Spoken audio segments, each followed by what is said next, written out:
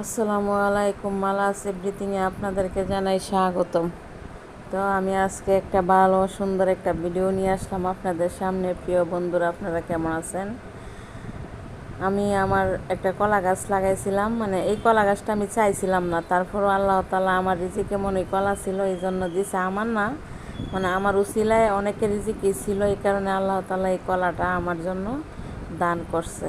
আর এই কলার ছুরিটা দীর্ঘ ৩-৪ মাস পর আমি কেটে নিলাম। আর কলাটা কাটতে গিয়ে দেখেন খুব বড়, বিশাল বড় একটা ছুরি, কি সুন্দর। ৪-৫ জন আমার দেবর, আমার চাচা শ্বশুর, আমার স্বামী সবাই মিলেমিশে কলাটা কেটে নিল। আর কলাটাকে এখন দরাদরি করছে, ৪ জনে ধইরা নিয়ে যাইতেছে, এত বড় কলার ছুরি ছিল। দেখেন কি সুন্দর, কত বড় কলা। আর আমাদের গ্রামে এরকম কলা আর নাই, আর সবাই দেখে খুবই খুশি। আর সবাই ভালো মানুষ আমার কলাটাকে দেখে দেখে রাখছে। আর এই জন্য আমি কাটতে পারছি, কেউ কোনো ক্ষতিও করে নাই, নষ্ট করে নাই, লুপ করে নাই, কোনো কিছুই করে নাই।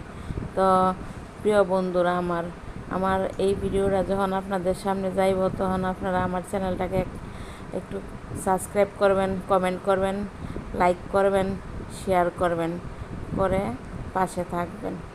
আর আমার এই ভিডিওর মধ্যে কীরকম ভিডিও আপনারা দেখতে চান আমাকে কমেন্টে বলবেন।